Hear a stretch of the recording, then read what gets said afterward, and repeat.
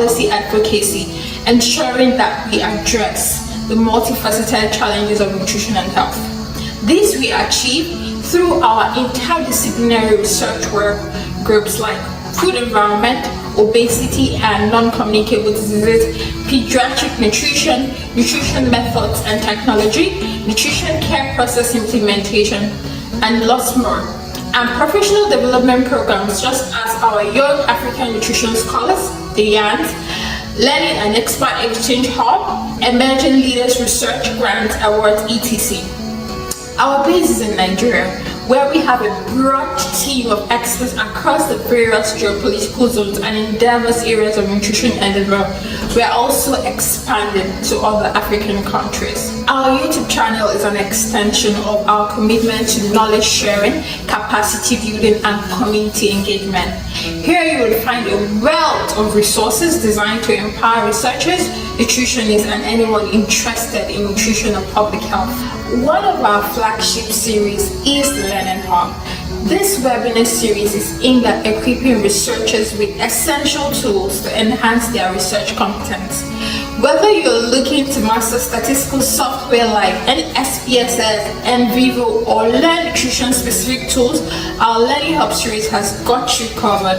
We bring experts to guide you through practical hands-on sessions, ensuring that you not only understand the tools but also know how to apply them effectively in your work. Another exciting series we offer is Expert Exchange.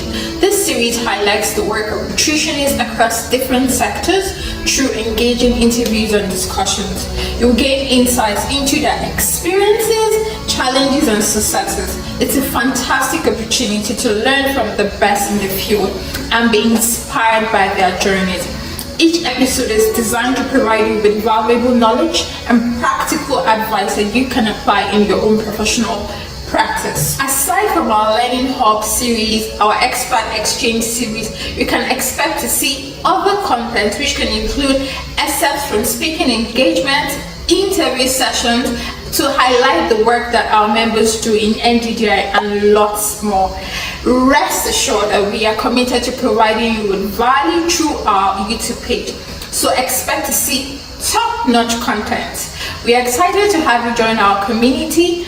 Make sure to subscribe to our channel. Hit the notification bell so you never miss an update. Leave a comment, let us know what topics you would like us to cover in our webinar series for future videos. Your feedback is invaluable to us.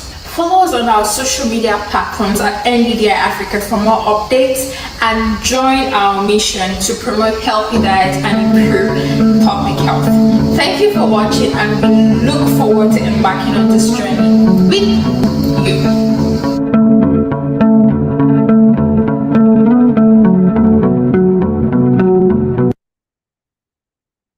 Hello and welcome to Nutrition Drive for Healthy Diet Initiative NDDI official YouTube channel. My name is Udrona, Research Associate and Coordinator of the Learning and Expert Exchange Hub at NDDI, and today I'm excited to introduce you to our mission, our work, and what you can expect from our channel. At NDDI, our mission has two key facets. First, we are committed to developing data-driven, evidence-based solutions and recommendations to inform nutrition policies and actions that foster healthy diets and improve public health outcomes. Secondly, we are dedicated to strengthening the research competencies of emerging nutrition scientists in Africa. We envision an Africa where high-quality evidence is readily available and effectively utilized to tackle nutrition challenges. Founded with a commitment to evidence-based research and community engagement, NDDI has been at the forefront of nutrition advocacy and policy development. We collaborate with stakeholders across sectors to coordinate and implement high-level nutrition research programs and initiatives. Our work spans across research, education, and policy advocacy, ensuring that we address the multifaceted challenges of nutrition and health.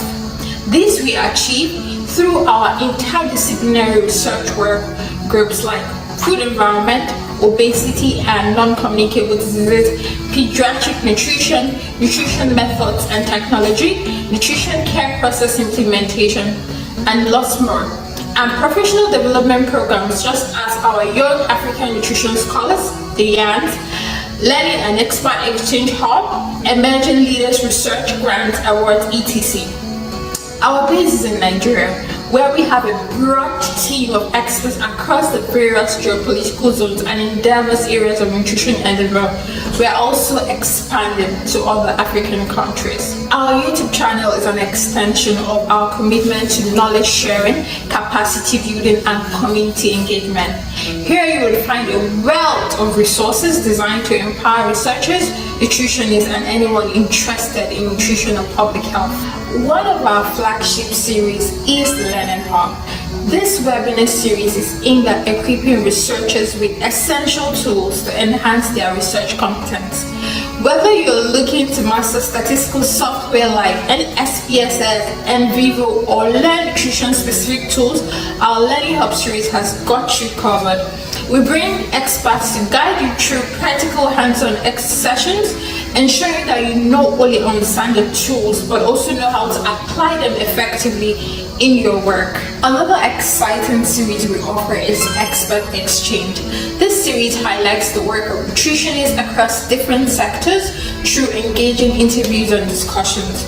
You'll gain insights into their experiences, challenges, and successes. It's a fantastic opportunity to learn from the best in the field and be inspired by their journeys.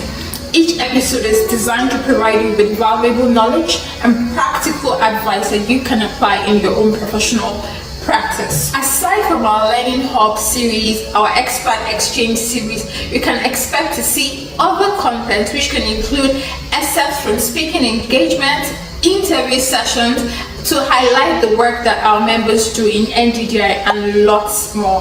Rest assured that we are committed to providing you with value through our YouTube page, so expect to see top-notch content. We are excited to have you join our community.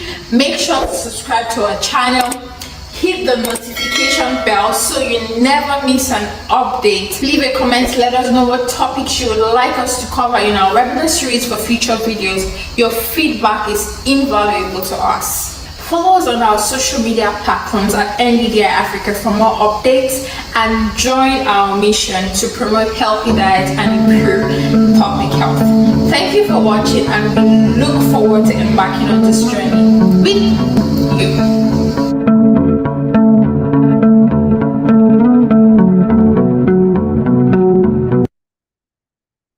Hello and welcome to Nutrition Drive for Healthy Diet Initiative NDDI official YouTube channel. My name is Udrona, Research Associate and Coordinator of the Learning and Expert Exchange Hub at NDDI, and today I'm excited to introduce you to our mission, our work, and what you can expect from our channel. At NDDI, our mission has two key facets. First, we are committed to developing data-driven, evidence-based solutions and recommendations to inform nutrition policies and actions that foster healthy diets and improve public health outcomes. Secondly, we are dedicated to strengthening the research competencies of emerging nutrition scientists in Africa. We envision an Africa where high-quality evidence is readily available and effectively utilized to tackle nutrition challenges.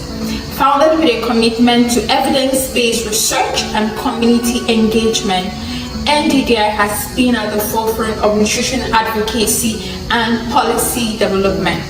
We collaborate with stakeholders across sectors to coordinate and implement high-level nutrition research programs and initiatives. Our work spans across research, education, and policy advocacy, ensuring that we address the multifaceted challenges of nutrition and health. This we achieve through our interdisciplinary research work groups like food environment, obesity and non-communicable diseases, pediatric nutrition, nutrition methods and technology, nutrition care process implementation, and lots more.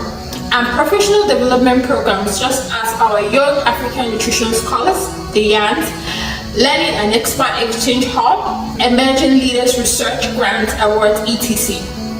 Our base is in Nigeria, where we have a broad team of experts across the various geopolitical zones and in diverse areas of nutrition and development. We are also expanding to other African countries. Our YouTube channel is an extension of our commitment to knowledge sharing, capacity building, and community engagement. Here you will find a wealth of resources designed to empower researchers, nutritionists, and anyone interested in nutrition and public health. One of our flagship series is the Learning Hub. This webinar series is aimed at equipping researchers with essential tools to enhance their research competence. Whether you're looking to master statistical software like SPSS, NVivo, or learn nutrition-specific tools, our Learning Hub series has got you covered. We bring experts to guide you through practical hands-on sessions, ensuring that you not only understand the tools, but also know how to apply them effectively in your work. Another exciting series we offer is Expert Exchange. This series highlights the work of nutritionists across different sectors through engaging interviews and discussions. You'll gain insights into their experiences, challenges, and successes. It's a fantastic opportunity to learn from the best in the field and be inspired by their journeys. Each episode is designed to provide you with valuable knowledge and practical advice that you can apply in your own professional practice. Aside from our Learning Hub series, our Expert Exchange series, you can expect to see other content which can include excerpts from speaking engagement, interview sessions to highlight the work that our members do in NDDI and lots more. Rest assured that we are committed to providing you with value through our YouTube page. So expect to see top-notch content. We are excited to have you join our community. Make sure to subscribe to our channel. Hit the notification bell so you never miss an update. Leave a comment, let us know what topics you would like us to cover in our webinar series for future videos. Your feedback is invaluable to us. Follow us on our social media platforms at NDDI Africa for more updates and join our mission to promote healthy diet and improve public health. Thank you for watching, and we look forward to embarking on this journey with you.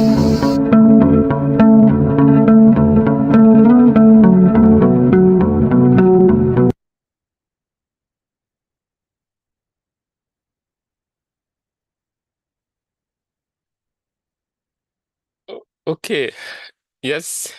Hello, everyone. Good evening. You're most welcome to yet another episode of the Learning Hub webinar, which we hold bi-monthly every 2 months. And thank you for joining us today for another edition.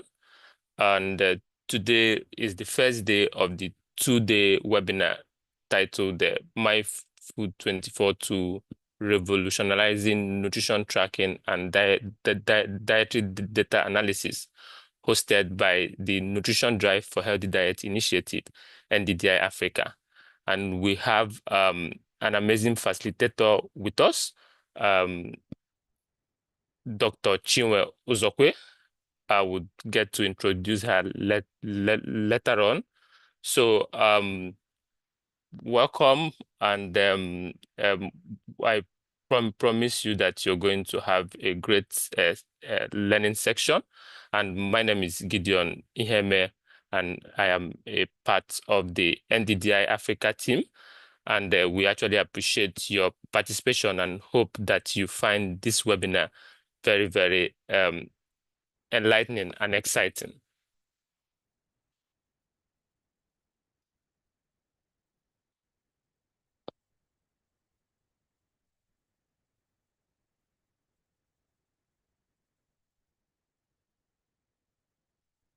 So yeah, just to say welcome, and like you have seen, which made you to join today's section, it's going to be very exciting, and it actually covers a broad overview of this topic, where we are going to be looking at MyFood24 tool.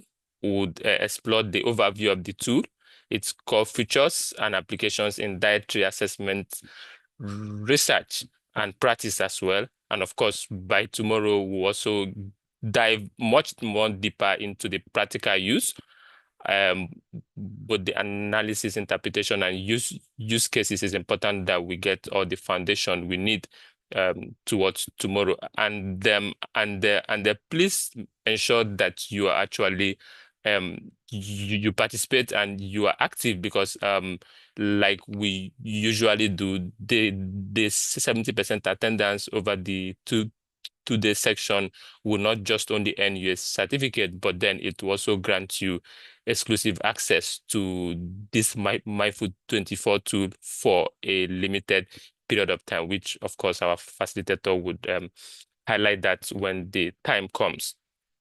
So right now, before we actually, and then as we progress, please, if you have questions as the section is going on, always drop it in the comment section, and we will start to compile them.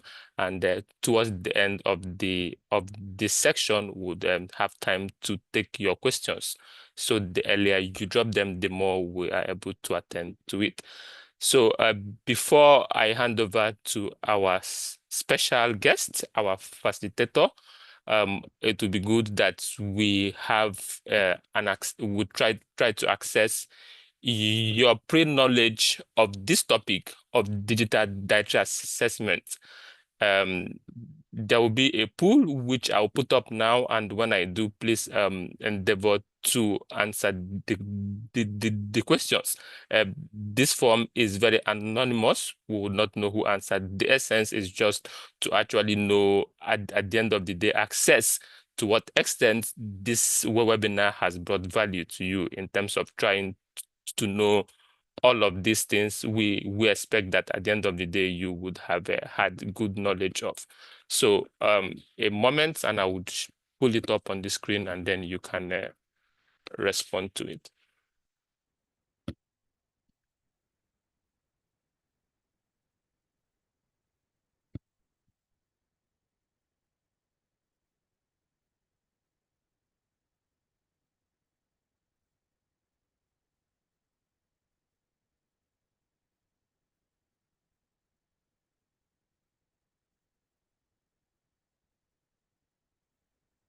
Yes, I have actually launched it.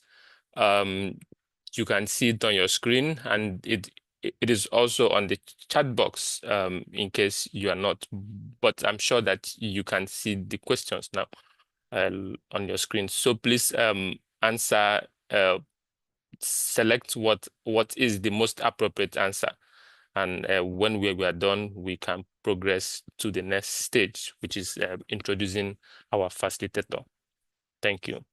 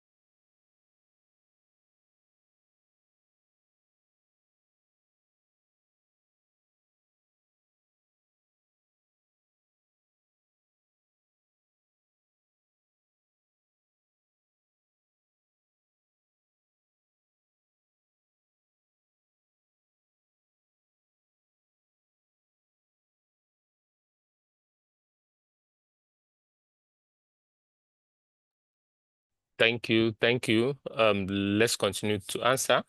So far, um, just about 2% completion rate. I know that so many of us are still answering, so just let's progress with that. If you're just coming, please thank you for joining us. We have a poll which we want you to answer. Either you click on the link in the chat box, or you just tap on your screen, and you should be able to answer the questions.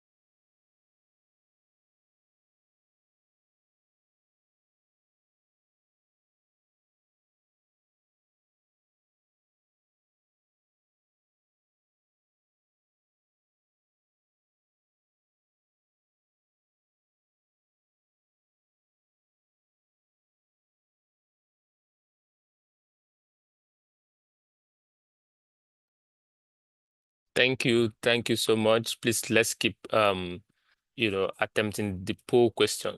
Like we said, it's just to know, to have a background knowledge of what you know about digital dietary assessment and everything around the focus of what the facilitator would be addressing today. So please just feel free to answer. It is very anonymous.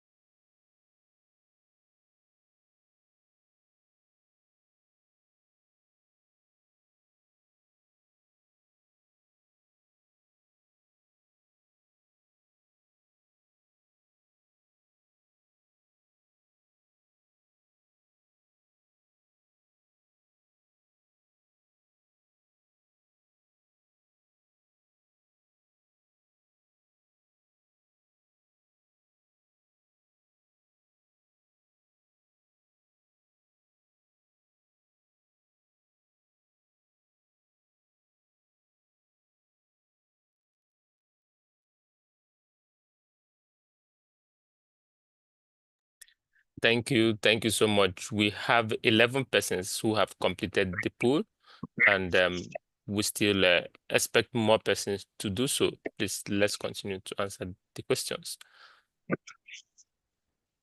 so that we can progress. Mama, Chacha, Mama.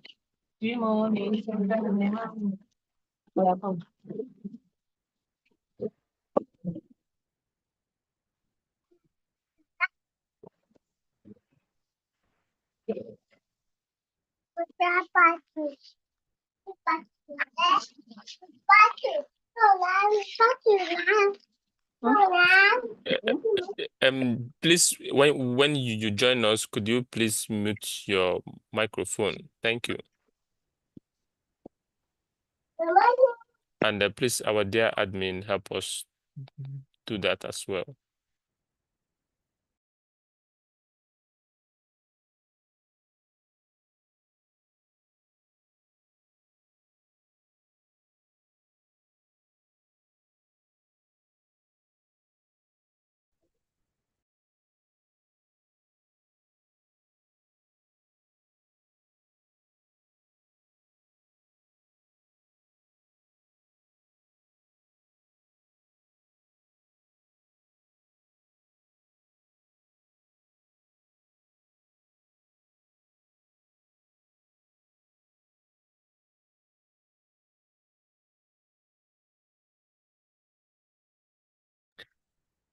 Thank you. We are making good progress. Now about 20 persons have answered. Once we get to 30, we would start. Please just try and complete the form so that we can begin. Thank you.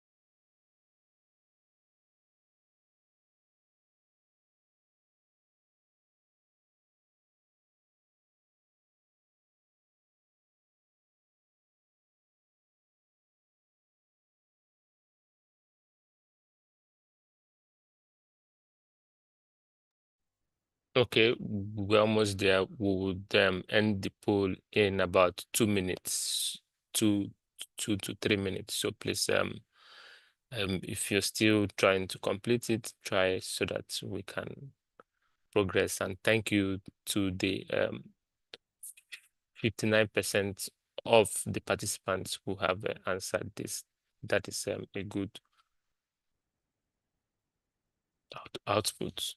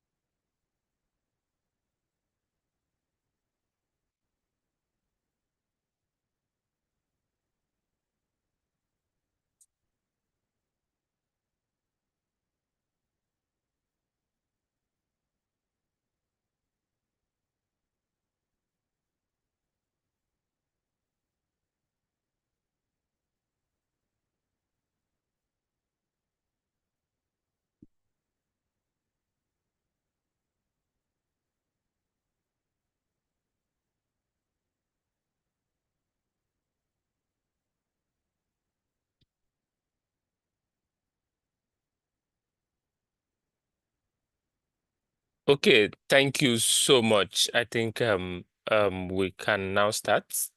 Thank you to the 20 30 30 persons who have completed this pool.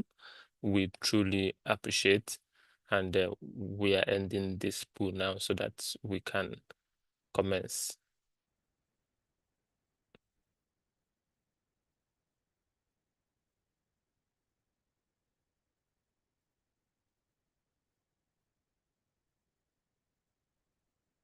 All right, so um maybe I would just give you, okay, well, at the end, at the post-test time, we would share the results of the pool, so that you will not know what the answer is now until the end of the 2 day section. So please always be available so that you can learn all that is needed for you. And like we mentioned, you will be given access to be able to explore this MyFood24 tool.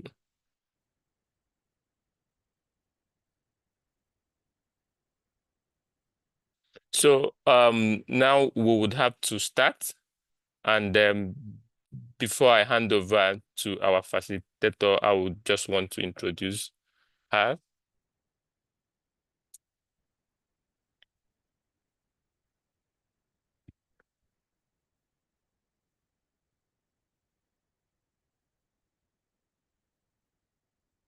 So if you can see my slide, so our speaker is Dr. Chinwe Ozokwe, and she is a public health nutritionist based in the United Kingdom. Uh, Dr. Chinwe Ozokwe, it's both a public health nutritionist and a registered dietitian in in in UK with a PhD in nutritional epidemiology from the University of Leeds. Her research and professional experience span multiple institutions and region, with a strong focus on nutrition and dietary assessment research. She has conducted and supervised several works, resulting in many peer-reviewed publications throughout her academic career, including her role as a lecturer in nutrition and dietetics department at Michael Okpara University of Agriculture, Umudike, and her doctoral training at the University of Leeds. Currently, she works with the National Institute of Health and Care Research, the NIHR, where she supports research delivery across England. Outside her professional work, Chinwe enjoys cooking and spending quality time with her family. So while I'm after this, the next person you will be seeing on your screen is Dr. Chinwe Uzokwe. So please, you are welcome, Ma. And we would like to hand over to you now to share your screen and kindly engage. So please, can we also welcome our facilitator? Perhaps use your emoji while she takes us through this process. Welcome, Ma. Thank you.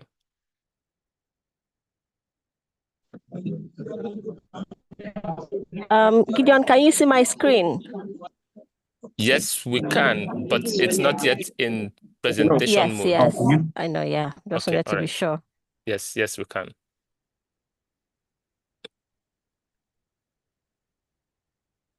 Can you see it Yes, now? perfect. Okay, I'll just turn on my video. Oops, all right.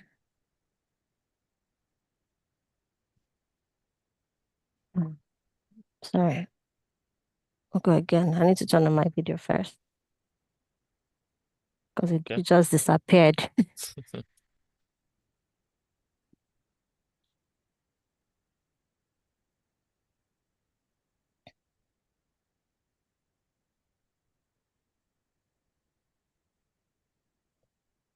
Is it sharing? Yes? Yes, it is. It's on Perfect. slideshow as well. Yes, perfect. Okay. Please go ahead. Yes. Thank you everyone for joining today's webinar. And my name is Chinwe Uzokwe, and I'll be sharing what's everything about MyFood24 and how we can use it to, to improve how we collect and analyze dietary data in Nigeria and also, in Africa. Are my slides moving? It doesn't look like it's moving. Did it move? No, it's not yet. It's not. It's just at one place. Oops. I'm clicking the next arrow and it's not moving. Oh, okay. Yes, it has now. Okay, so by the end of this webinar, I'm hoping that we'll understand the importance of, accurately assessing diets across different population. Also be able to use MyFood24 to analyze food intake information after it's been collected.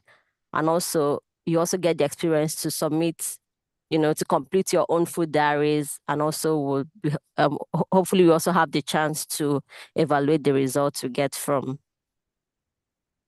the food diaries. So let's start with this quick exercise. So let's take a look at this mouth-watering egusi soup. I don't know how many percentage of Nigerians are here. Gideon, do you know? Is the majority? Yes, Majorly I think Nigerians? mostly Nigerians, up to 90%, if not more than. Okay, so probably the non-Nigerians will also learn about this food. So looking at this food, can you type in the comment section what ingredients do you think are in this mouth-watering egusi soup? Can I see, is the chat box open? Yeah. Yes, I'll be looking at the comments to see what people are writing. Yeah, egusi, salt, crayfish. Yeah, palm oil. Yeah, meat, stockfish, vegetable, bitter leaf. What sort of vegetable? So we have a lot of vegetable in Nigeria. So blended meloke, that's egusi, seasoning, ogo. Yeah, melon. Yeah, so nice guesses, everyone. You mentioned ingredients like egusi, palm oil, vegetables, different vegetables, bitter leaf. Somebody said bitter leaf. But the interesting part is I don't even know what is actually in this egusi soup. And that's because, recipes can vary from household to household. It can vary from person to person. So even when two people tell you that they ate egusi soup, the ingredients, the preparation methods, the portion sizes can be completely different. So, and if we don't know what ingredients are in a dish, it becomes even difficult, more difficult to estimate the nutrients that it provides. So this is why clinicians, researchers use dietary assessment, to systematically measure dietary intake and understand how diets can influence health outcomes. So dietary data can be used to inform, healthcare, public health policies and dietary guidelines. It can be used to monitor population dietary patterns and also evaluate public health interventions, that are aimed at improving probably dietary behaviors and things like that. So while dietary assessment is very essential for understanding diet-disease relationships, we need to accurately measure them to ensure that we capture several, aspects of what people eat. So at its core, consider dietary assessment aims to capture 4 different things. So what people eat. So this and this will involve like identifying the exact food that is being consumed, and this would include even mixed dishes, ingredients used in cooking them, the preparation method, because all of these things affect the nutrient composition of that particular dish. And so accurate identification is very important if we must achieve accurate nutrient estimation. And then the second component is how much. So knowing the food is not just enough. There's also need to know how much of this food is consumed, because this knowing how much is consumed also is essential for calculating energy and nutrients intake. And portion size, we know, contributes to a large extent, a large proportion of measurement errors seen or encountered in dietary assessment. And the third one is how often. So this will like address the frequency of consumption, which helps us to understand like things like how certain foods are consumed. For example, ultra processed foods, or things like that, fizzy drinks, or and other foods that are particularly linked to different health outcomes. And is also used to assess dietary pattern over time. And then the last one is the timing is also important, especially when you're looking at metabolic health and dietary behavior. It's important to look at when are these foods eaten, what particular time of the day, and things like that. So traditionally, this information can be collected using different methods that we will be looking at in the next slide. However, capturing this information needs using these traditional methods can really be challenging. So care needs to be taken and make sure that accurate actions are taken to reduce errors encountered using some of these traditional methods that we use. So I want to go through some of the steps involved in dietary data collection. So in the chat box again, can you please put down like any of these data collection tools that you have used to collect dietary data in your work in the past, or you hope to use any of these methods to collect dietary data in the future? Can you put it in the chat box? I'll be looking at the chat box to see what people are putting.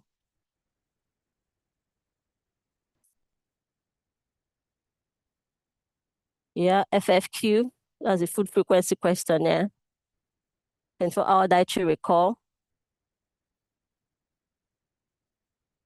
And again, if you can also put like beside anyone you've used, so if you can just state 1 or 2 challenges you found using any of them. Diet history. Okay. all. That's good. Dietary habits. Okay, food diaries. Aisha, I would like to know the food diaries you used, was it estimated or weighed food records? I'd like to know. I'm just curious to know. Yeah. FFQ, limited food list. That's very correct. FFQ, 24-hour recall, getting a particular amount, portion size. That is very correct. Food diaries. Yeah. Eating habits. Diet history, not comprehensive. Okay. Recall bias. Yes, that's very common with 24-hour dietary recall. So well done, guys. Yeah, so this actually you know, confirms the fact that each of these methods have their own limitations, have their own weaknesses. So the care needs to be taken, and your decision to use any of these methods largely depends on what information do you want to collect, what volume, like what level of information, what details you want to collect from the from the dietary data. Are you looking at just their usual intake? Are you looking at dietary habits? That needs to be considered before you choose the method to use. And then the second stage is, I don't know why my slide is not moving. Yeah, and the second stage is portion estimation. So this is also a very important aspect of dietary, assessment, because if you don't rightly estimate the portion of food that someone has reported to have eaten, then your dietary assessment will not be accurate. Also, can you please put also in the chat box what portion estimation size aids you have used in the past, portion size estimation aids you have used in the past, please, if you don't mind. I'll be in the comment section again.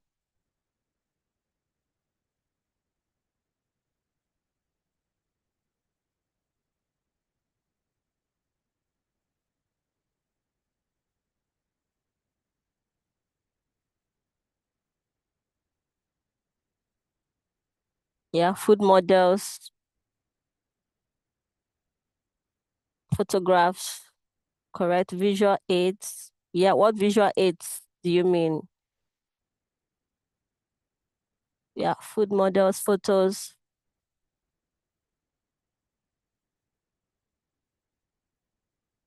Cups. Yeah.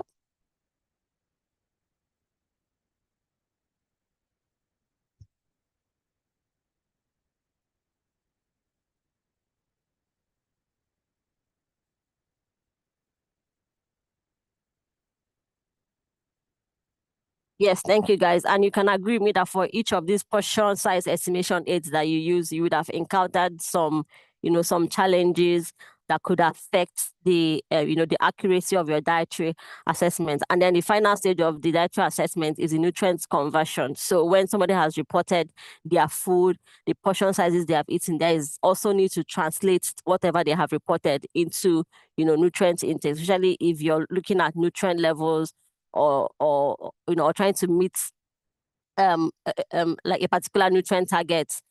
Of course, nowadays we now focus more on dietary patterns rather than nutrient intake. But for any of these parts you're looking at, whether you're looking at nutrient intake or dietary patterns, you still need to do some conversion to know, because you can decide to look at, okay, how many people ate particular grams of carbohydrate or protein, which you can now link to a particular health outcome.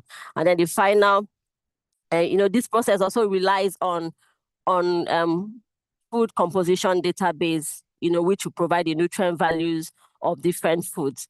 And there is need to also, in some cases, you may need to also match the foods with what is available in the food consumption database. And this is why it is very important that the food consumption database you're using is representative of the population or the common foods, that the population you're collecting this data from, consume.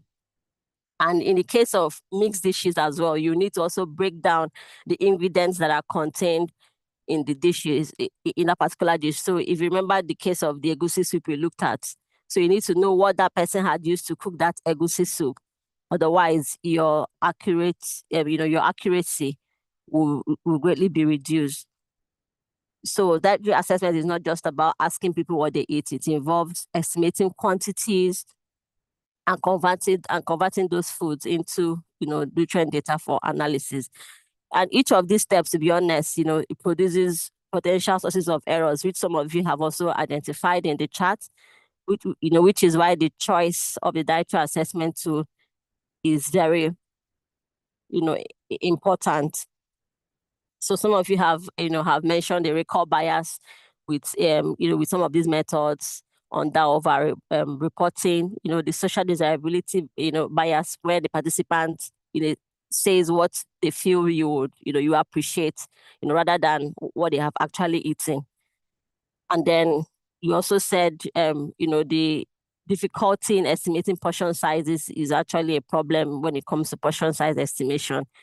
And misinterpretation of these measures can be a problem. And when you're asking somebody to recall what they have eaten in the past 24 hours, so you can agree with me that it may have like some they may have memory limitations, especially if you're looking at a certain age group, like the elderly population.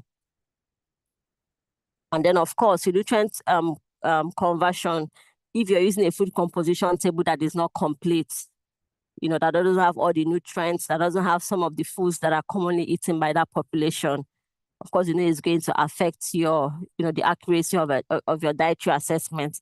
And also, if the foods are not, properly coded so that you can actually find them in the food composition database, you actually be getting, this particular process wrong. And try to also remember that recipes vary, so you need to actually know what ingredients are contained in the food the person has reported to consume. And finally, like I've also said before, the food composition table you are using should contain foods that are commonly eaten by that particular population or participant, so that they're basically like the regional variation. Let's say, for example, you're using you're collecting data from Nigerians, and then you're using a database from the UK. Of course, you know that the food variations within the population you're looking at could not be captured using a UK database. And then the next I want to mention is the portion size estimation. So, and this is one of the major sources of dietary sources of error in dietary assessment.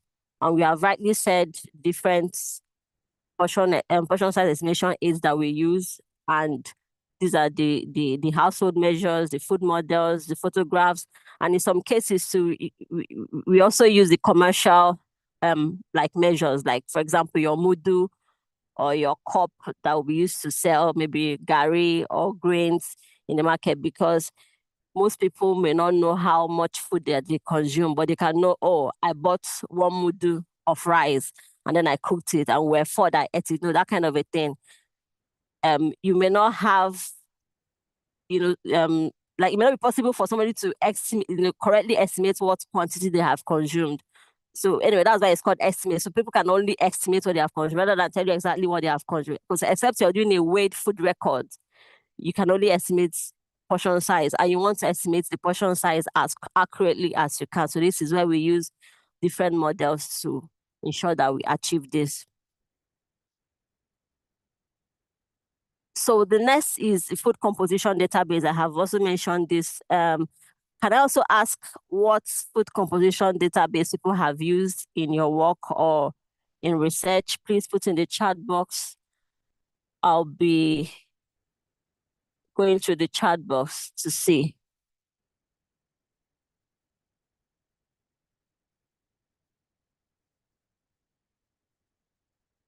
Yep. Yeah, West African food composition. Yeah. Nigerian food composition. Yep. Plat in food. I'm serious. Which one is plat in food? I haven't heard that. Plat. I haven't heard of plat. What country is that?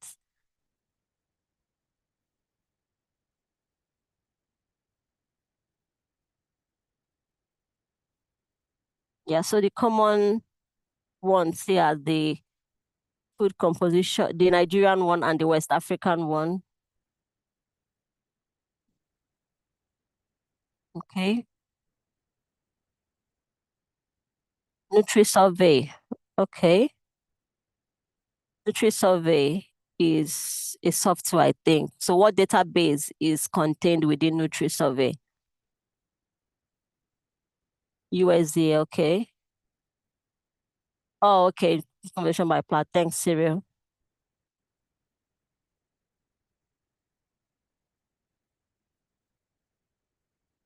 Okay, thank you guys for sharing that. So you need food composition database to actually convert the food once they have been taken.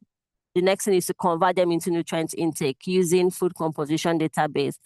And this database kind of provide nutrient values for different foods that are, estimation for that are essential for estimating energy and nutrient intake. However, if this database, the database you're using does not accurately represent the food consumed by population, imagine using, I know Nutri Survey is German, I know, of course, they have not incorporated some databases there, but I'm not sure there is a Nigerian database or food composition database within Nutri Survey. So can you find Amala and Ewedu in Nutri Survey?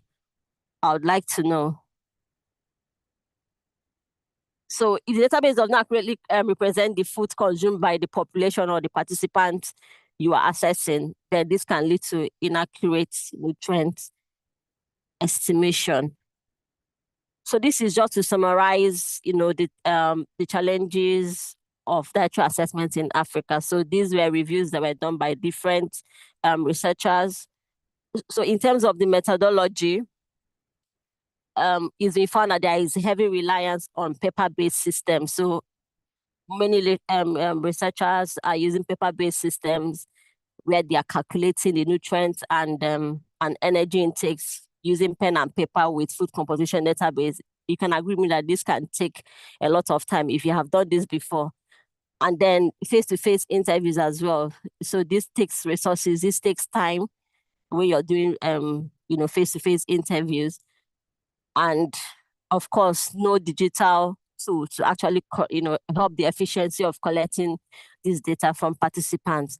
And in terms of the data, there's also high reliance on foreign databases like the UK and the USDA databases, and there are lack of validated food local food tables. So when I will not say much about it because I think we'll come to it later.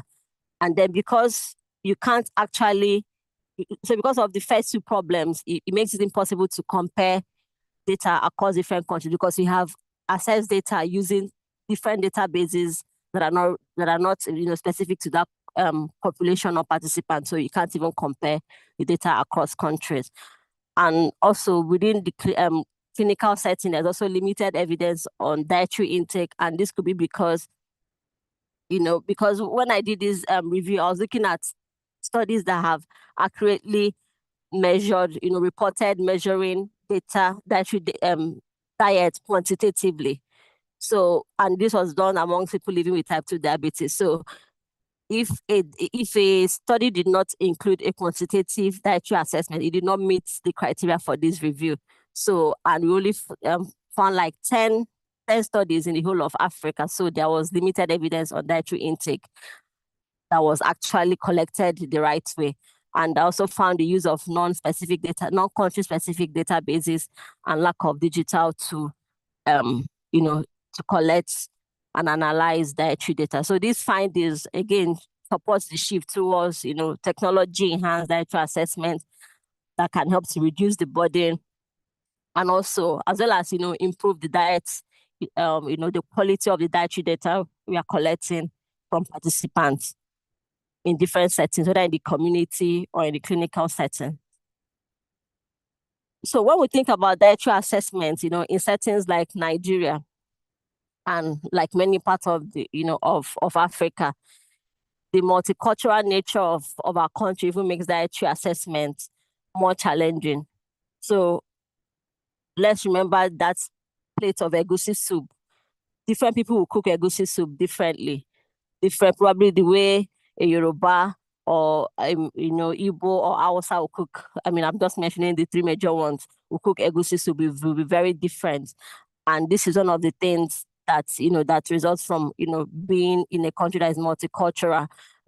Our meals have lots of ingredients and also varying recipes and different species of food.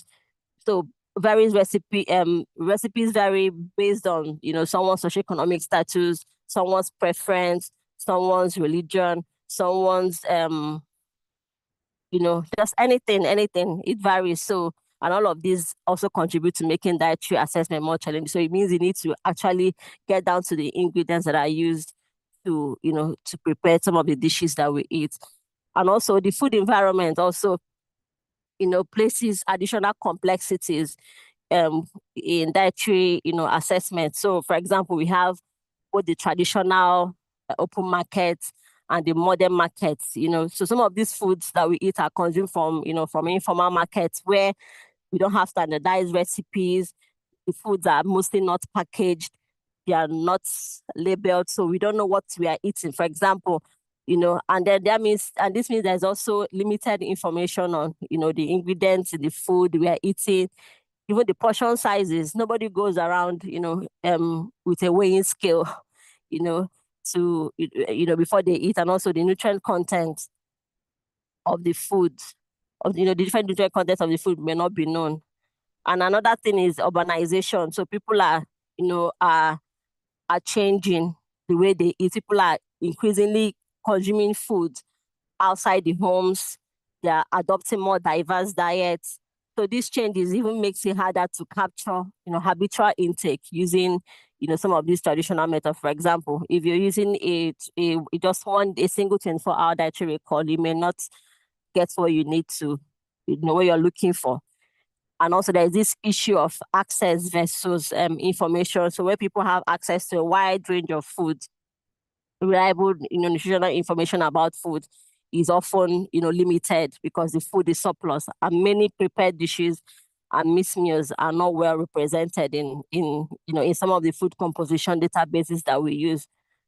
So again, all these factors highlight why there is need to develop culturally relevant and context and country specific dietary assessment tools to help what we do as researchers, as professionals, as clinicians, when it comes to assessing diet.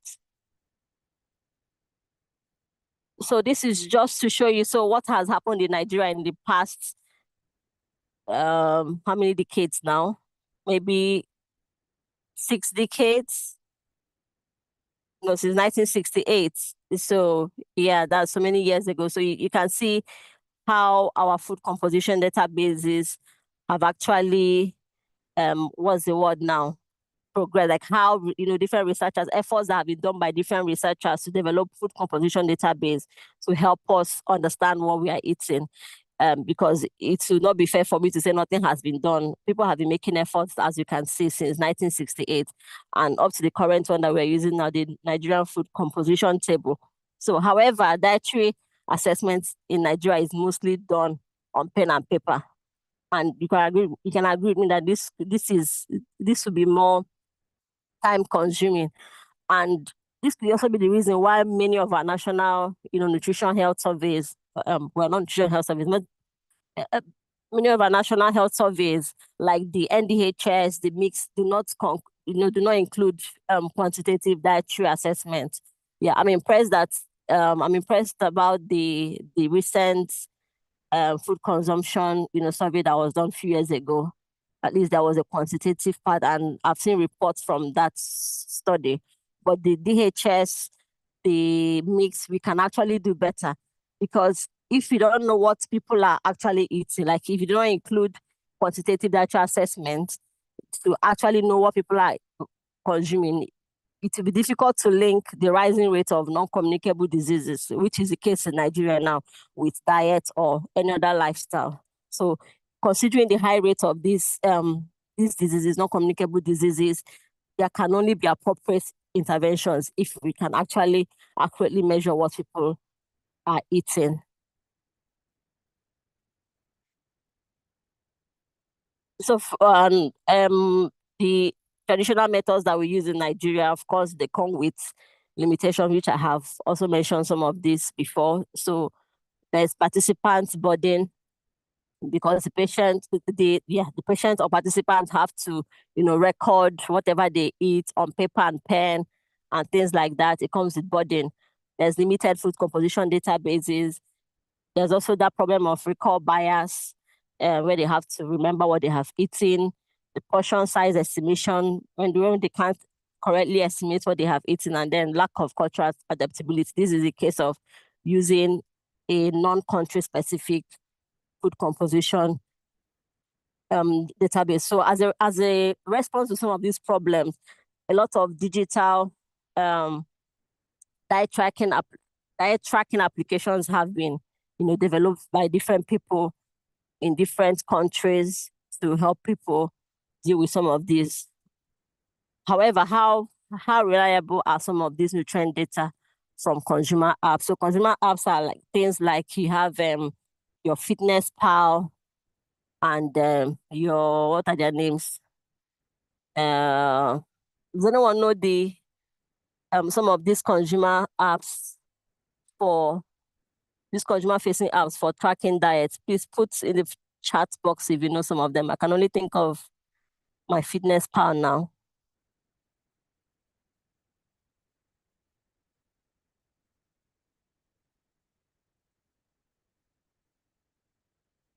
If you have used anyone in the past, can you put in the chat box, please?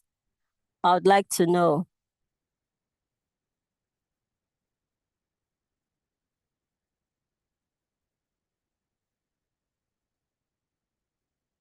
Okay, looks like no one has used before. AI calorie tracker, right? Okay. Thanks, Lua. Anyone else use some of these trackers? Put the metric, okay.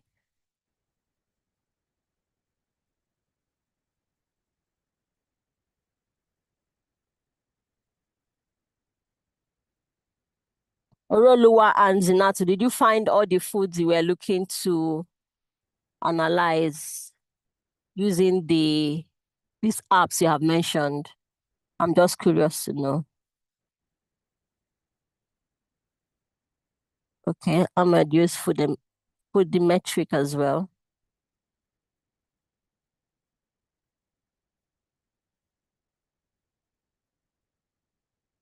Okay, it was quite limiting. Right. Okay, so there have been so many consumer apps that have been developed to help people to track their diet, but the important question to ask is how accurately these apps are actually able to capture dietary intake. So several studies have tried to compare these consumer facing apps with traditional dietary assessment methods, like this particular one that was comparing 16 apps versus 3-day diary. So we're looking at energy intakes using 16 different apps, and then energy intake using 3-day food diary. And it was shocking to see.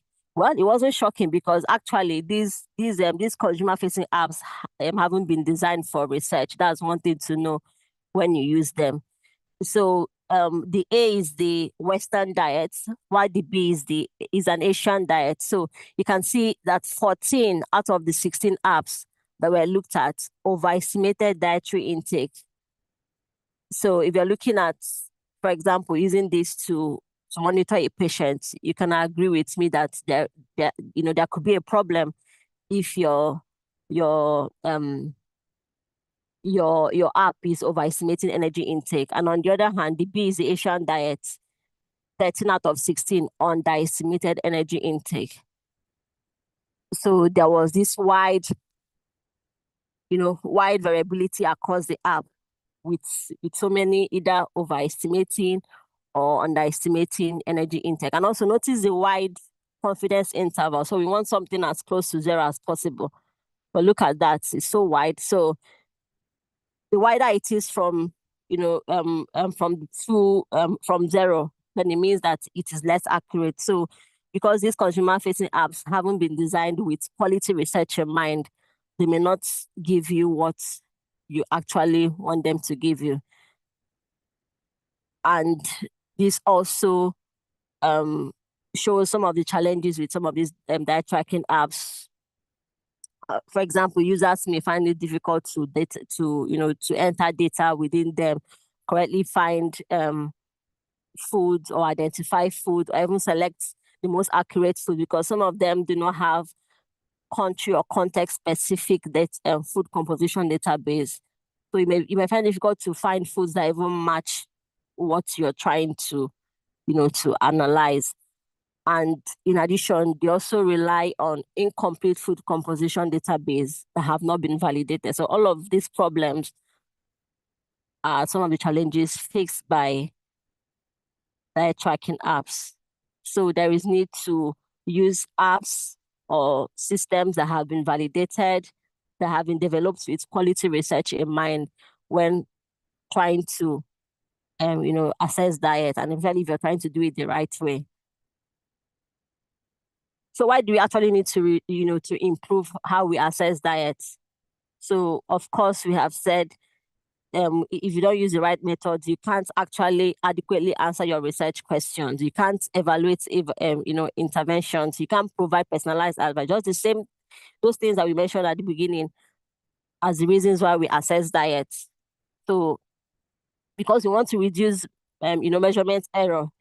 Of course, if you're looking at large epidemiological survey, there's a degree of error that will be allowed, that can be permitted. But if you're looking at small or a small survey or participants or in a clinical setting, you want to be as accurate as possible, to make sure you're getting the right information that you need. Also, we need to improve the accuracy of data we are collecting, and also to strengthen association. Of course, if you don't get the right, like if you don't accurately assess your diet, your the association will be very weak, and that will be giving you what you do not want, and you cannot rely on the results that you get. So it reduces the reliability of your results. And this is where MyFood24 comes in. So MyFood24 is an online international nutritional database that allows you to record your food both in real time, and also you can use it as a 24-hour record tool. So to record what you have eaten in the past 24 hours. And you can also use it, of course, to measure multiple days. So not just one day. You can use it to measure as many days as you want within a particular, for a particular participant. And it has portion sizes, images, and descriptions to help people estimate what they have, consumed. It has within them branded foods, packaged foods and generic foods that are not branded. And usually accompanied, foods are usually, so there's something called accompaniment. So foods that are usually eaten together. For example, if within the database you choose Gary, before you submit that diary, to ask you whether you have forgotten to choose soup, something like that. So foods that are commonly eaten alongside each other are also recorded to improve recall. And MyFood24 has been validated in different settings, to make sure it is, to ensure that it is accurate, and also it is reliable as a dietary assessment tool. So it's been validated in the UK, it's been validated in Germany, and it's been validated in France with biomarkers, against biomarkers and reference methods like the food diaries and 24-hour dietary recall. So again, reiterating that it is a reliable tool that can be used to assess the diets amongst different population. And this led to our work on development of MyFood24. So no matter how good a tool, no matter how validated a tool has been done or has been prepared with research in mind, if it doesn't have the right food composition database for the population you're looking at, it will still introduce some measurement error to your data. And so this is why we decided to develop the West African version of the MyFood24 database. So to do this work, we developed the food composition database.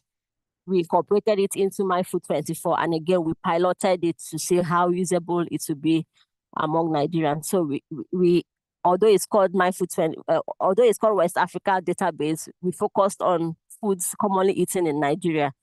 And because it was also an indirect method we strictly used FAO guidelines to make sure that we are doing it the right way.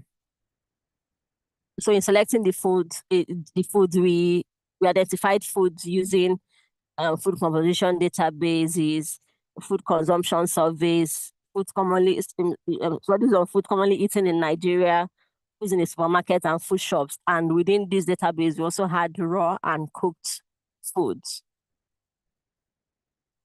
So the databases, the data sources we used were the West African one, the Nigerian food composition database, back of pack labels from stores and supermarkets, and then we use research articles, so studies that have looked at food composition information of different foods.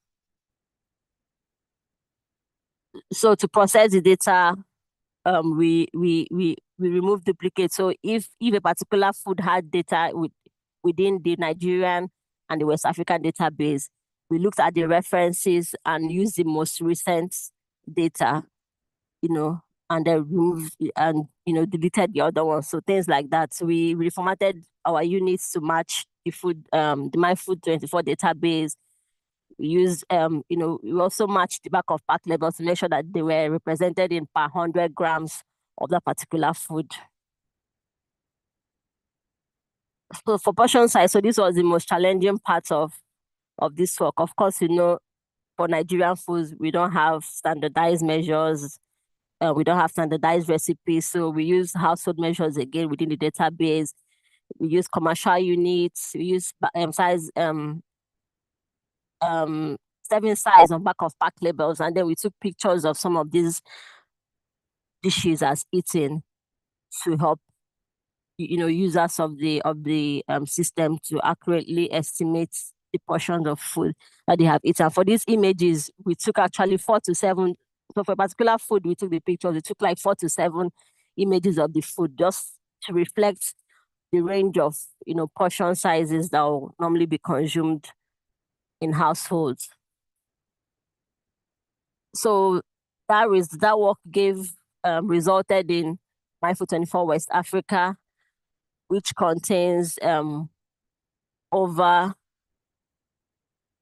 so this is food accompaniment. So we also added food that are eaten together. I've mentioned this before. So any soup, if you choose any soup, to remind you whether you've forgotten to choose gari or fufu. If you choose pap, it's to ask whether you forgot to choose honey or sugar, things like this. Accompaniments were added, to reflect what is commonly eaten together in Nigeria. And as a result of that work, we had the very first online dietary assessment tool that has food composition database specific to Nigeria within it, and it contains like over 900 foods, raw and cooked dishes. So we developed 15 new portion images, because this work is still in progress. So there's still opportunity to develop what we have already done. But to start, we have 15 new portion images that are developed with Nigerian food. We can see that portion size for okra soup. And we also use the same image for similar food. So for example, we use the same image for okra soup and ogbono soup. So to start with, and then we adapted some images that were within the UK database into similar foods in Nigeria. So something like custard would be like we use it for, we use the picture for custard to represent our own ogi, our pap, akamu in Nigeria. So that was how we adapted some of the images from the UK database. So finally, we piloted the tool, and the reason for piloting it was to see how usable Nigerians living in Nigeria will find using the tool. So, and this study was done in Michael University amongst university staff before they feel while they joined they accepted to take part in the study. We send them a video link to watch how to demonstrate how to submit food diaries on MyFood24, and then we collected 24-hour dietary recall, and then to test usability, we use what we call the system usability scale, which kind of rates how usable they found using a tool, and this ranges from 0 to 100. So any score from 70 and above means that that tool is usable within the population that it was tested, and also got feedback, from MyFood24 on how they found using MyFood24. And for our participants, the usability scale was 70 out of 100. So which means that those who use our tool, the MyFood24, found it usable. And we had some feedback from those that used it. Of course, some of them found it easy to use. Some said their favorite thing was the nutrient summary that pops up when you submit the food diary, which is, educational for them to see, how much energy intake, how much energy did I have from my record. They also saw some local foods, which they said they haven't seen in other databases that they have used before. And some also found the pictorial representation of the portions fascinating, because it was able to help them to see how much they consumed. And of course, there were also some things that they didn't like. Somebody said they didn't find kuli. So like I said, this work is still in progress. So we are also working to see how to incorporate more food within this database. And this brings me to, so what I've said before about we are looking to incorporate more food, to regularly update it, because of course with food composition database, it needs to be regularly updated because new foods are coming up in the market. So there needs to be that regular update to make sure that all these are captured within a database. And also we also plan to validate this database against reference methods as has been done in other countries' databases. So this is MyFood24 system listing all the available countries' database within it. So we can see the West Africa sitting pretty at the bottom right of that list, and is in English. A lot of the databases are also in other countries, but the West African is in English. So, which is a good thing. So some important fact about MyFood24 is that there are over 250,000 users using the research version. There are approximately 200 healthcare professionals using the healthcare version, and 12,000 diaries have been completed by patients. So making it something that as Africans or as Nigerians we can, see how we can improve the efficiency of our dietary assessments using software like this to help what we do. And so this work was done with MyFood24, and was looking to see whether dietary data can be collected regionally in the UK, because in the UK they don't have a regional dietary survey; they only have the national one. But this survey was looking to see how possible it was to collect regional dietary data in Yorkshire and Humber. And this was just one day survey with people recruited through Facebook. And you can see within 21 days, they reached over 76,000 people. So the point here is that it doesn't matter where you are. So MyFood24 can be used anywhere by anyone at any time. You don't need to have any formal training to use it. And as public health professionals, if you don't have good quality data on what's your population within the region, so it could be within a state, it could be within a local government, you can't, so you can leverage on what MyFood24 has to offer to do some of the work you do within your community or within your state or local government. And then this was MyFood24 used in the clinical setting. So in the clinical setting, it's called the health the health app. And in this situation, the healthcare professional adds the patient's email address on the MyFood24 on their MyFood24 app, and then the patient receives an email to download this app and use the app to record their diet. And when the patient records their diet, both the healthcare professional and the patient, can both see the reports that have been submitted by the patient. So which makes dietary monitoring easy, dietary tracking easy within the clinical setting, and of course it will help in the management of dietary management of that particular patient. So which means that MyFood24 also has prospects within the clinical setting in Nigeria, in Africa, to help what we are already doing to improve patient outcome within the clinical setting. So this was another use of MyFood24 within the clinical setting as well, where they used it to manage their 3 weight management patients and also gastroenterology patients within the hospitals. And that's a very good feedback from one of the users. They said they found it useful to manage their patients. The patient was able to review their diaries ahead of consultation and also had questions and identified gaps that they could work on. So again, highlighting the prospect of MyFood24 within what we do, like in our work within the clinical setting. And if you're a lecturer, if you are a professor, if you're teaching students on how to assess diets, you can also, MyFood24 also has a teaching version where you can, where students can see how to assess diets, see how to use the data from the diet, and also help them in interpreting some of these, the really nice graphs and bar chart that comes up at the end of the report. So you can see some of the interesting feedbacks from the students. They love the dietary analysis section. It was nice to look at it with graphs and charts. Somebody even said that they had some brand new product, but this will be for UK, obviously. So yes, so again, it provides prospects for academics, lecturers to use this to aid what they are doing in the classroom. So I want to talk about some of the additional features of MyFood24. So MyFood24 has, so within the UK database, they have what is called the greenhouse, the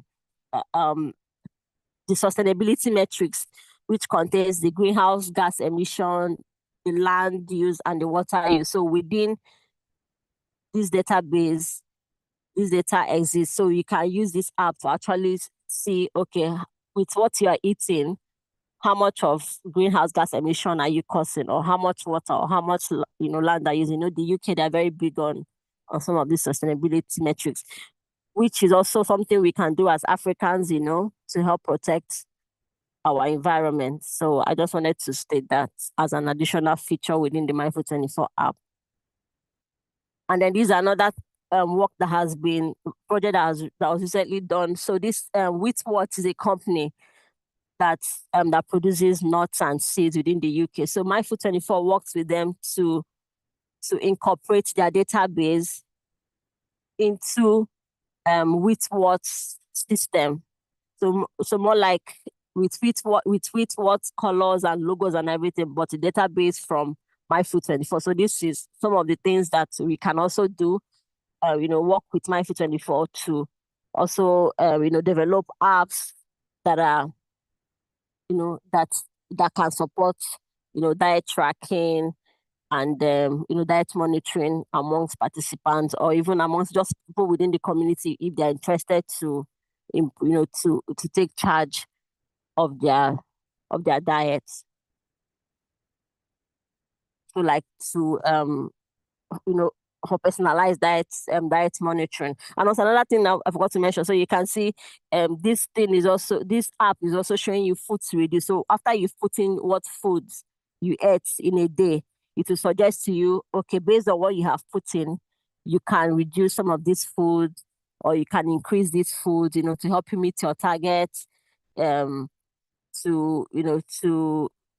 to help you, to help you meet your, your calorie targets, your protein targets, your, whatever nutrients, because it also has a list of the targets range for each of the nutrients. So it will tell you how far you are from meeting your target and what you can do to meet each of them. So in conclusion, MyFood24 has the potential to support dietary assessment across different settings, community, in the clinical setting, and also is important for us to see how we can collaborate with MyFood24 to improve some of the works we're already doing in Nigeria, in Africa, to see how we can, contribute to reducing the rising rate of non-communicable diseases. So I'll be happy to answer your questions if you have any. Thank you for listening.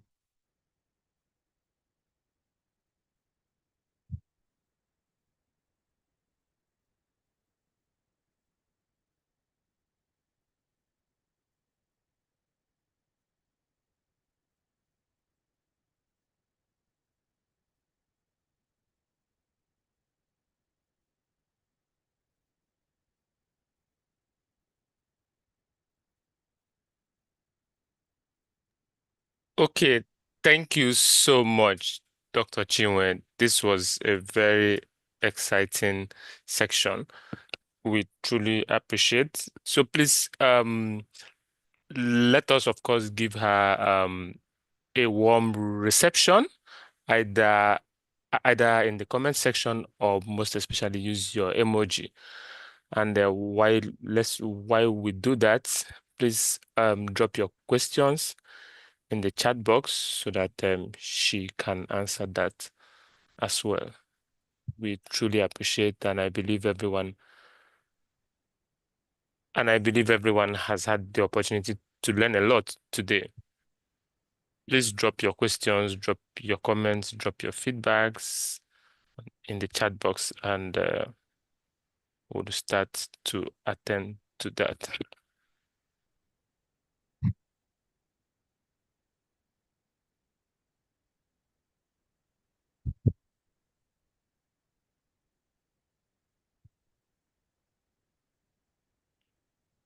So I'm going through the comment section to see if there are Yes, I think questions. I think Let me know someone if I asked. missed anyone.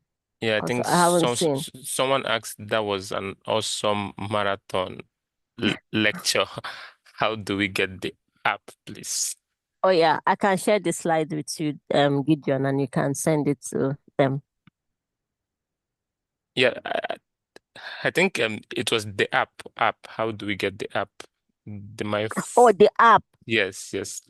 Oh, the That's app. what Yeah, the app can be I'm so referred to. for everyone attending this webinar will get a 7-day free trial to use the app. But then if you want to use this app for research or for any other thing, I'll leave MyFood24 contact details. Yeah, sorry, I should get it. Oops. Have I left the meeting? Okay, no. I'll get the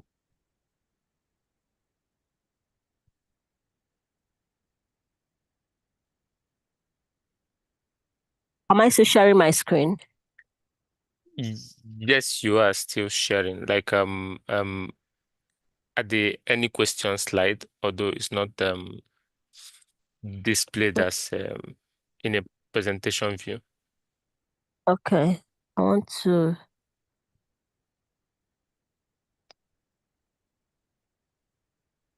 stop sharing. Okay. Yes. Yes, I can get the contact details of MyFood24. Yeah, I actually know a Yeah, I think few. Actually know we a can do few. that tomorrow, like in the Okay. second Yeah. section, Yeah. which is more like the hands-on. So Yeah. please just when you come tomorrow, you would get all the details about the practical use. Let me continue to scroll down.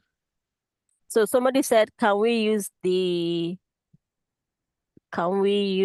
app to track only fruit and vegetable intake. So will you be excluding every other thing you're eating and you just want to use it for fruit and vegetable intake?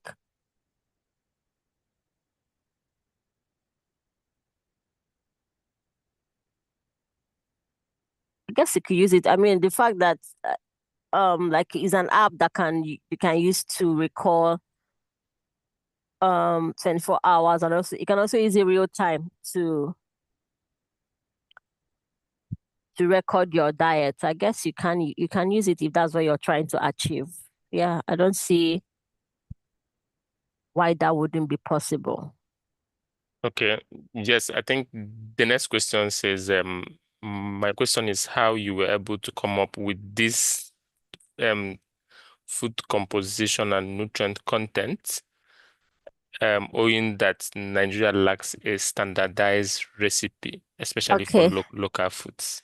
Yes, that's a very good question. Ogochinyere. Yes, I didn't mention that. So for the recipe parts, we decided to focus on the common ingredients used for each of the recipes that we have in the database. So, and to guide us, we used 2 recipe books that were developed for rural women. So there was this particular recipe book from I can't remember their names now, but we used 2 recipe books that were developed for rural women, and then we concentrated on common ingredients for the dishes we use, because like we said before, different dishes are cooked differently by different people. So we wanted to just develop to use just the common ones. And the good thing about MyFood24 is that you can build your ingredients from the scratch. So you can build your recipe from the scratch, because within there they have also accounted for what happens to food after it's been cooked. So they have things like dry portion multiplier. So for example, if you put spaghetti, that's an example. Maybe I should use Gary. If you use Gary as an example, and then you put the dry portion multiplier for Gary, so that when you make that Gary, the grams, like the weight of the Gary will be, will take into account the water that has gone into the preparation of it. So if that makes sense. So that was how we handled the recipe parts. Please let me know if I've answered your question. Okay. Yes, the next question says, does the app provide personalized feedback? For example, you write your goals and then it helps you track, or is it just a food composition table?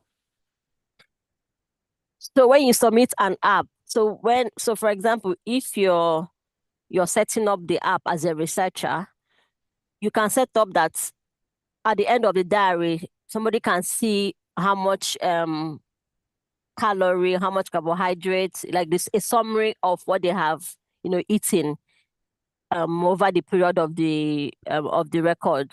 But what you're asking me is if it provides, like, if you can use it to track, can you write your goals? No, I'm not sure you can write goals within there, but you can see how much you have eaten and how much of it has contributed to the protein, how much of it has contributed to your calories, to your fiber. I think by tomorrow, you'll get answers to some of these questions you're asking about using it to meet your goals. But yes, you can use MyFood24 to see how much of what you have eaten has contributed to different nutrients that you're interested in. Okay. Thank you so much. The next question says, please, I want to know how this app handle our local peculiarity, such as cultural variation in our meal, lack of standardization of our meal, and our mixed dishes. I guess Yeah, you this have is answered a yeah, little bit of that. yeah, Please, that's the you same can go thing ahead. I have Yeah. mentioned reacting to Ogochinyere's question. So yeah, we use the common ingredients. And then another thing is that for each of these recipes that we use common ingredient, we listed the ingredients that we stated that we use in that particular dish. So if you look at it, if if it doesn't have all the ingredients that you have, you can now add the rest of the ingredients, like you're building a recipe. Thank you, Doc. The next one says, please, what is the sustainability plan of MyFood24 tool? Are we sure that it will keep being updated and improved? I want to know if there is a plan in place for that and what that plan is. Yeah, yeah. To be honest, it's not MyFood24's responsibility to do it out of their own pocket, except there is maybe funding or there are researchers that are interested to update this. MyFood24 is a UK-based dietary assessment tool, but is supporting other countries. So other countries that want to incorporate their database within that system, they're open to that. So I think it's left to us, Nigerians, African researchers, to see how we can work with MyFood24 to regularly update that database. So the Nigerian government can also help in this. Ministry of Health can also help in things like this, I guess. So I'm not sure MyFood24 is their, I mean, to be honest, it's not their problem. It's our problem because they have their own database complete. And also within MyFood24, I didn't mention, they have what is called the World Food Database. So, but this World Food Database, they have compiled using foods in world food aisles in supermarkets. So in supermarkets, you usually find world food aisles, so where you find foods from all over the world outside the UK. So they have compiled the foods in different supermarkets in world food aisles into this database to also help, migrants, people of ethnic minority populations to assess what they're eating. So they can only do what they can do. But I think it's on us to actually work with them to improve what has already been done. All right, thank you so much. The next one says, our food is polluted by modern diets and marketing. How do we deal with that? And then what about vegetarian diets? So when they say modern diet, is it like Western diet, branded foods? Yeah, I So want to that believe that's what's yeah. the So I person. also mentioned that I took back of pack label. So I visited two um two big supermarkets in Nigeria and a local food store to get back of pack labels of all the branded foods, packaged foods that I could get at the time of this study. And this is also, this also emphasizes the need to regularly update that database because new foods come into markets. So there is need to regularly update to make sure that these foods are captured as much as they can be. Yeah. So I looked at packaged foods within supermarkets and food stores that are available in Nigeria. What about vegetarian diets? I don't understand what that means. Mhm. Well, I guess it's just plant-based diets. Like, I mean, just plant, like, diet for vegetarians, I guess. If if that is integrated in the plan.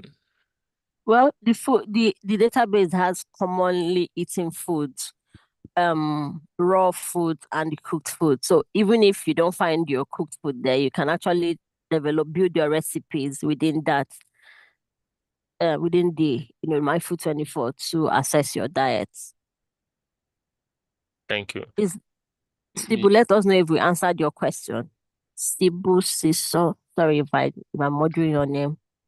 All right. The next one says, doesn't the quality of our food affect the calories? Yeah, of course. We never know until we do it, until we find out, the Exactly. quality of our food. I mean, to be honest, we at the end of the day, I think it boils down to the portion size. I'm not sure there's anything wrong with our foods. I don't believe there's anything wrong with our foods. It's all about what portion are you eating? How are you eating it? Like I mentioned about before, the four aspects of dietary assessment. So I'm not going to stop eating my fufu and my gari because somebody thinks, it is a, of a certain quality, yeah. But our food is our food. All Sorry, right. let me know, Fatima, if that's what you're asking. Okay. Yes, it says the next question is, can the app be used to plan meals for patients? Meal plan. So I guess yes, in the case that like when you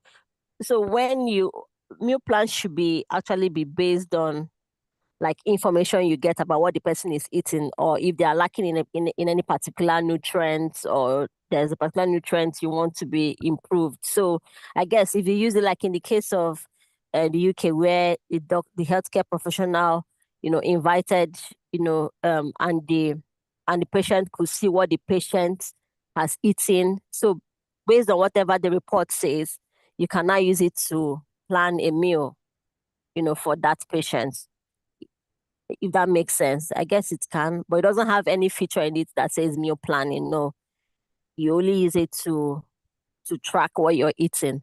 So if you track what you're eating and you see that you're probably missing, you're low on fiber, on protein, or on any target nutrient, then it can help you to plan your diet.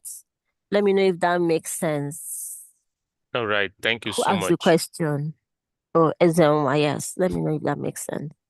Okay.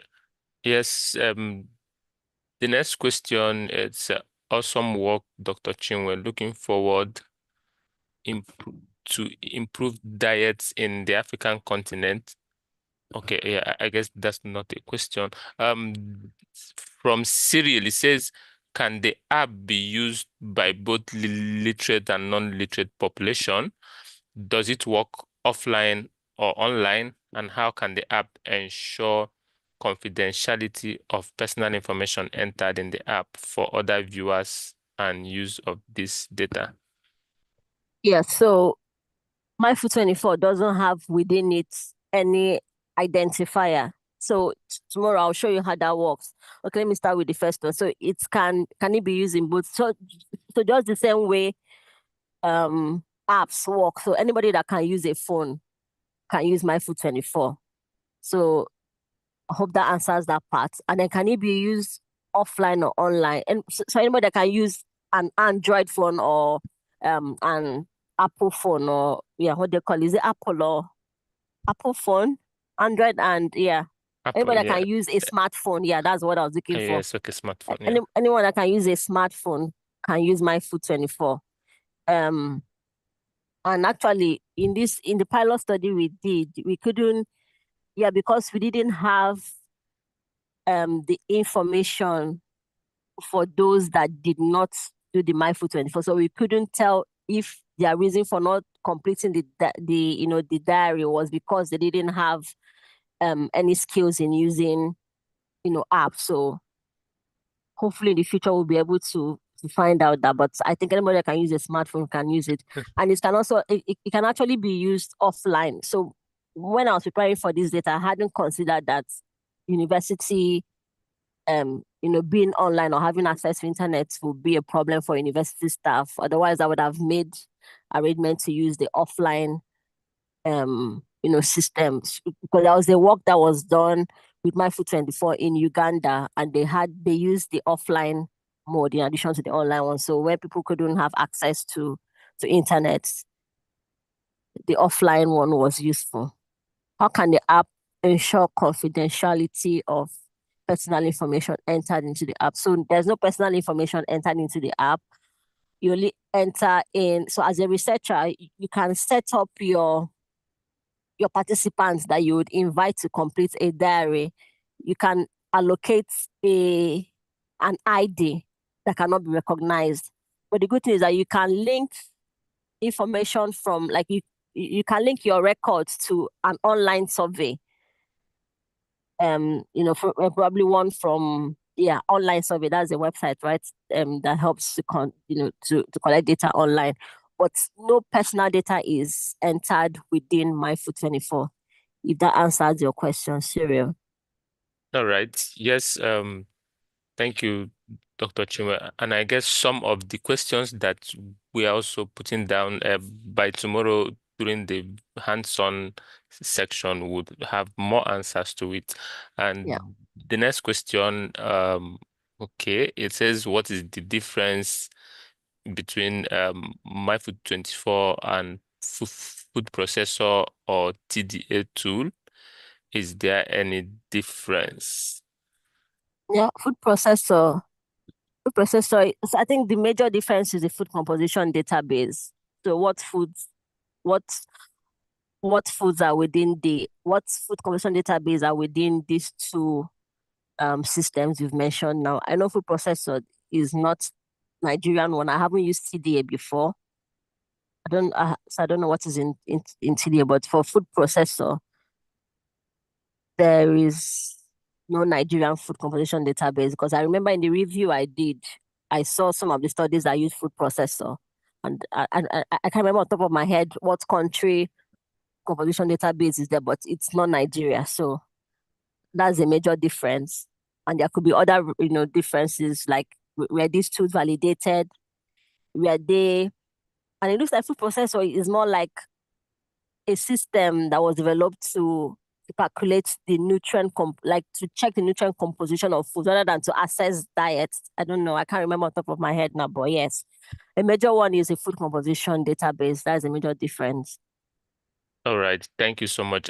And I guess by tomorrow, when you also get to see the hands-on demonstration, you might also compare that with these other tools which you have highlighted.